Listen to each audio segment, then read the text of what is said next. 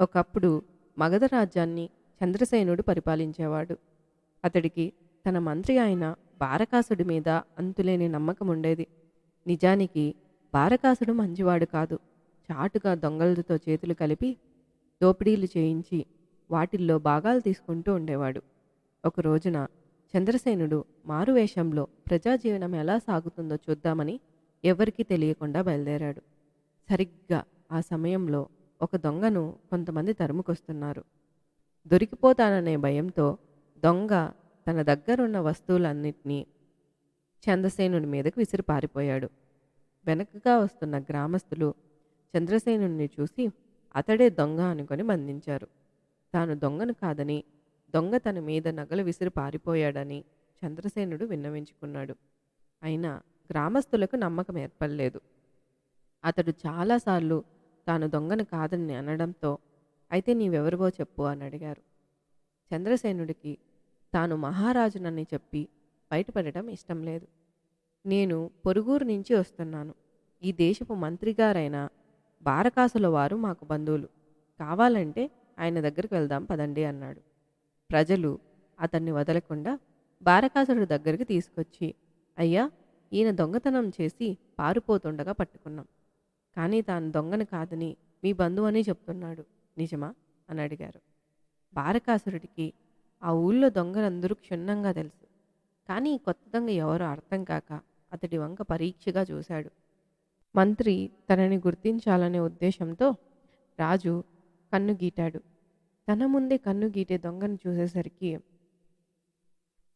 బారకాసుడికి ఆశ్చర్యం కలిగింది. ఇతడు మాకు బాగా కావలసినవాడు. మీరేదో పొరబడి ఉంటారు, వదిలిపెట్టండి అన్నాడు. ప్రజలు వదిలేసి వెళ్ళగానే బారకాసుడు చంద్రసేనుని చెయ్యి బలంగా పట్టుకొని, ఎవరు నువ్వు, ఏ ఊరు నుంచి వచ్చిన దొంగవి అని అడిగాడు. బారకాసుడు తనని గుర్తించలేదనే సంగతి రాజుకు అర్థమైంది. అటువంటప్పుడు అతడు తన దొంగ కాదని ఎందుకు వదిలించాడో అర్థం కాలేదు. చంద్రసేనుడు భయపడినట్లు నటించి, నేను కాశీ రాజ్యం నుంచి వచ్చాను. నా పేరు విక్రముడు అని జవాబిచ్చాడు.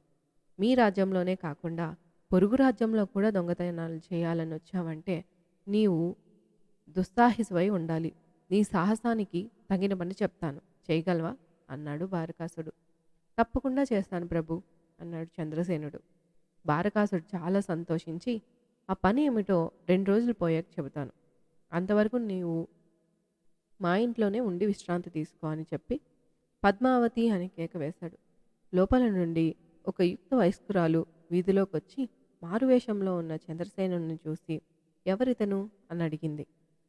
దూరదేశం నుంచి వచ్చాడు, మన బంధువు. లోపలికి తీసుకెళ్ళి భోజనం వడ్డించు అని చెప్పి, ఇతడి పేరు విక్రముడు, ఈమె నా చెల్లెలు పద్మావతి, అతన్ని లోపలికి తీసుకెళ్తూనే అంది. చంద్రసేనుడు కూర్చునేందుకు పక్క గదిలోకి వచ్చాడు. అక్కడ మంచం గాని చాప గాని ఏమీ లేవు. మరి పద్మావతి తనను ఎందుకు ఆ గదిలోకి పంపిందో అతడికి అర్థం కాలేదు. అరగంట తర్వాత ఆమె తిరిగి వచ్చి చంద్రసేనుడు వంక చూసి, నిన్ను కూర్చోమని చెప్పాను కదా, కూర్చోలేదేం అని అడిగింది. ఈ గదిలో ఏమీ లేనిదే ఎలా కూర్చునేది అన్నాడు చంద్రసేనుడు.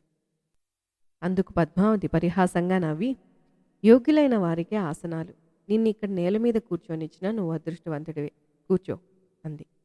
తర్వాత అతడి ముందు ఒక విస్తరిపరిచి, అందులో అన్నానికి బదులు సున్నం వడ్డించి కడుపు నిండా తిను, ఆకలి తీరుతుంది అంది. చంద్రసేనుడికి ఆమె ప్రవర్తన ఏమీ అర్థం కాలేదు. మీ అన్నగారు నన్ను ఎంతో గౌరవంగా చూడమన్నారు, నీవు నన్ను ఎందుకు ఇలా అవమానపరుస్తున్నావు అని అడిగాడు. నీవు పొరుగుడు వాడివైనా నీకు ఈ దేశపు మహారాజు గురించి తెలిసే ఉంటుంది. మా అన్న ఆయన దగ్గర మంత్రి. ఈ మహారాజు ప్రజల్ని కన్నబిడ్డల్లాగా చూస్తూ ఉంటాడు. అయినా ప్రజల్లో కొందరు దొంగతనాలకు బయలుదేరుతుంటే మా అన్న వారికి మద్దతు ఇస్తున్నాడు. నిన్ను గౌరవించమంటే అన్నం బదులు సున్నం దేనికి పెట్టామని అడిగావు. రాజు మా అన్నని గౌరవిస్తుంటే ఆయన ఇలా దొంగలకి సహాయం చేయడం ఎందుకు చేస్తున్నాడో నేను అందుకే నీకు అన్నం బదులు సున్నం కూడా పెట్టాను అంది పద్మావతి. రాజభక్తి గల పద్మావతిని చూసేసరికి చంద్రసేనుడు పరవశుడయ్యాడు. బారకాసుడు తనకి నమ్మకద్రోహం చేస్తున్నాడని గ్రహించాక అతడికి ఎలాగైనా బుద్ధి చెప్పాలని నిర్ణయించుకున్నాడు. ఆ సాయంత్రం బారకాసుడు రాజకొలువు నుండి దిగి వస్తుండగా దొంగ వేషంలో ఉన్న చంద్రసేనుణ్ణి చూసి, మహారాజు ఇవాళ రాజసభలోకి రాలేదు. ఆయన కోటలో కూడా లేడనే నా అనుమానం. అప్పుడప్పుడు ఆయన మారువేషాలతో ప్రజల్లోకెళ్తుంటాడు. మనకిదే మంచి అవకాశం. నేను కోటలో ఉండి అకస్మాత్తుగా కడుపు నొప్పొచ్చినట్లు నటిస్తాను. నీవు వైద్యునిగా కోటలోకి ప్రవేశించి నాకు మందు ఇచ్చినట్టు నటించు. నీ మందు పనిచేసి బాధ తగ్గిపోయినట్టు నేను నటిస్తాను. దాంతో నీవు మంచి వైద్యుడు అని రాజకుటుంబీకులకు నమ్మకం ఏర్పడుతుంది. చంద్రసేన మహారాజుకి ఒక పిచ్చి చెల్లెలుంది. ఆమెకు పిచ్చి నయం చేస్తానని ఒప్పుకో. నీకు ఒంటరిగా పిచ్చి మనిషిని కలుసుకునే అవకాశం ఏర్పడుతుంది. కావాలని నీవు గది తలుపులు తెరిచి ఉంచి ఆ పిచ్చి మనిషిని వదిలేయి. ఆమె కోటంతా పరుగులు తీస్తుంది. ఆమెను పట్టుకునే నెపంతో నీవు ఆమె వెనక పరుగుతీ. ఆమె రాజుగారి గదిలోకి వెళ్ళినప్పుడు నీవు ఆ గదిలోకి వెళ్ళి రాజుగారి తలగడ కింద ఉండే తాళాల గుత్తి జేబులో వేసుకో. ఆ తాళాలతో ఖజానా తలుపులు తెరిచి వజ్ర వైడూర్యాలు మనం సమానంగా పంచుకోవచ్చు అన్నాడు. చంద్రసేనుడు అలాగే అని తల్లాడించాడు.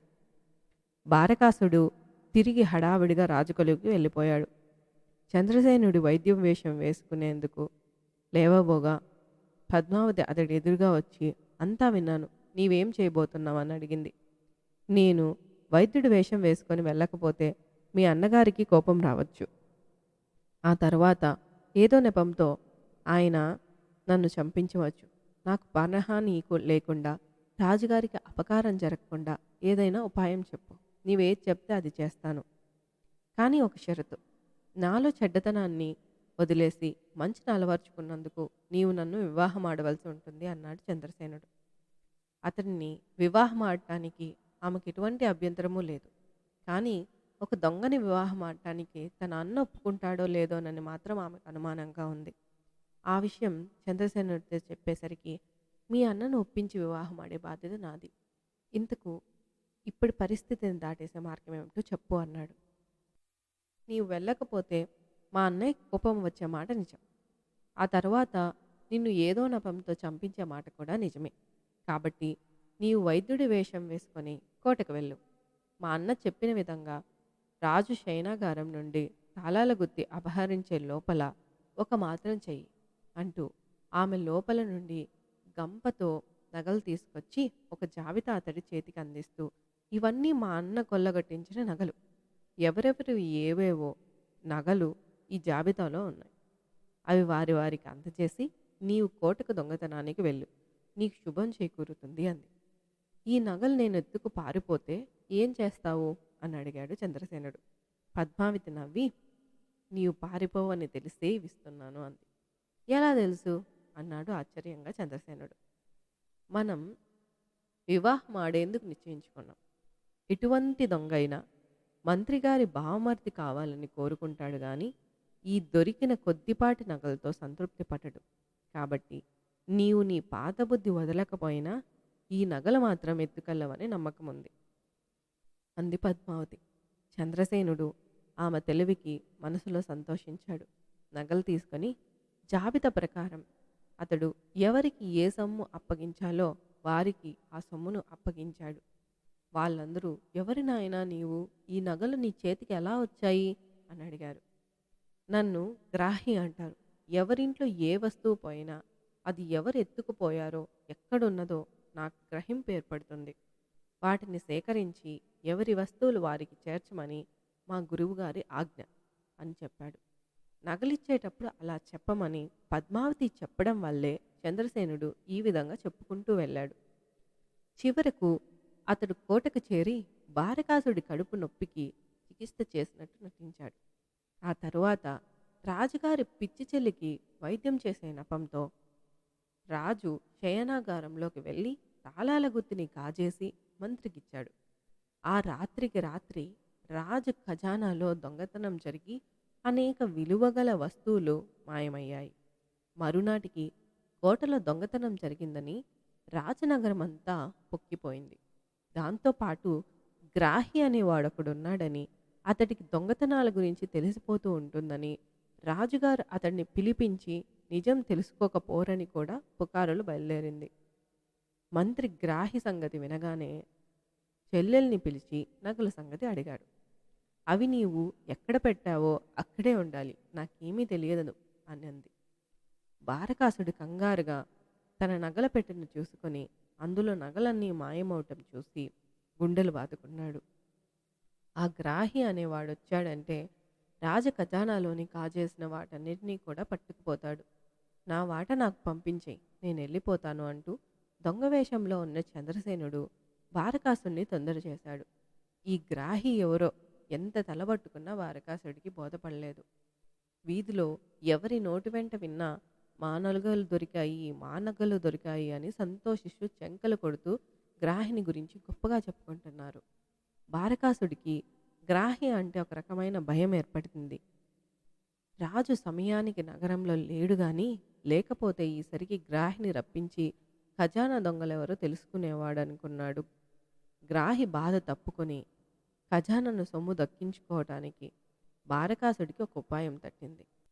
వెంటనే పొరుగు రాజ్యపు దొంగనని చెప్పుకుంటున్న చంద్రసేనుడి ఖజానా నుంచి కాజేసిన సంపదంతా ఇచ్చి, ఇదంతా మీ రాజ్యం పట్టుకుపోయి కొన్ని రోజుల పాటు నీ దగ్గరుంచు. ఆ తరువాత నేనొచ్చి నా వాటా తీసుకుంటాను అన్నాడు. చంద్రసేనుడు సరే అని మొత్తం అంతా మూటగట్టి బయలుదేరబోయాడు. పద్మావతి అతన్ని చాటుగా కలుసుకొని, గ్రాహి వేషంతో నీవు కోటకు వెళ్ళి ఈ ఖజానాని సంపద అంతా అందజేసిరా. అప్పుడు మా అన్నయ్య గ్రాహిని గురించి మరింత భయపడి ఇక దొంగతనాల జోలికి పోడు అంది. చంద్రసేనుడు నవ్వి, నేనంత వెర్రివాణ్ణి కాదు. ఇంత సంపద సంపాదించాలంటే నా జన్మ అంతా సరిపోదు. కావాలంటే నీవు నాతో వచ్చేయి, మన రాజ్యంలో సుఖంగా బతుకుదాం అన్నాడు. అతడు అలా రంగు మారుస్తానని పద్మావతి ఊహించలేదు. అమాంతం ఆమె బొడ్డు నుంచి కత్తి తీసి చంద్రసేనుడి మీదకి దూకింది.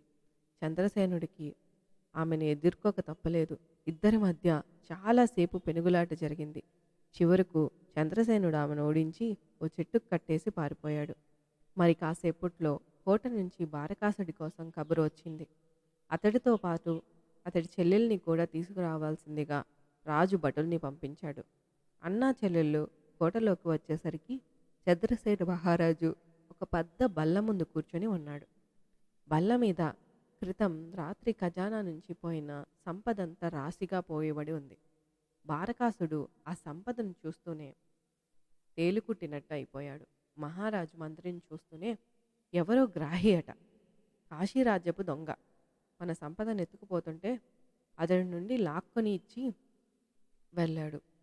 కోటలో ఉన్నంత పదవిలో వాళ్ళే ఈ దొంగతనం జరిపించారని కూడా చెప్పాడు అన్నాడు. బారకాసుడి మొహం వెలవెలబోయింది. మహామంత్రి, ఆ ఇంటి దొంగ ఎవరై ఉంటారో మీరు తీవ్రంగా ఆలోచించనవసరం లేదు. మీ చెల్లికి ఆ దొంగ ఎవరో తెలుసని ఆమెను అడిగి తెలుసుకోమని కూడా గ్రాహి చెప్పి వెళ్ళాడు. మీ చెల్లెల్ని ప్రశ్నించేందుకు నాకు ఏకాంతం కల్పించండి అన్నాడు చంద్రసేనుడు. గ్రాహి పేరెత్తినప్పుడే పద్మావతికి అనుమానం కలిగి రాజు కళ్ళల్లోకి చూసింది. అవే కళ్ళు, అదే అందం. ఆ కాశీరాజ్యపు దొంగ చంద్రసేన మహారాజేనని ఆమె గుర్తించింది. బారకాసుడు బయటకు వెళ్ళగానే పద్మావతి సిగ్గుతో తల వాల్చింది. మహారాజు ఆమె పక్కకి చేరి, ఏం దేవి, మాట్లాడవేం అన్నాడు. ఆమె భుజం మీద చేయి వేసి మహారాజు చేయి పడగానే పద్మావతి పులకరించింది. ఆమె మోకరించి, మహారాజా, మా అన్నను క్షమించండి అని వేడుకుంది. మహారాజు పద్మావతిని ఎంతో ఆదరంగా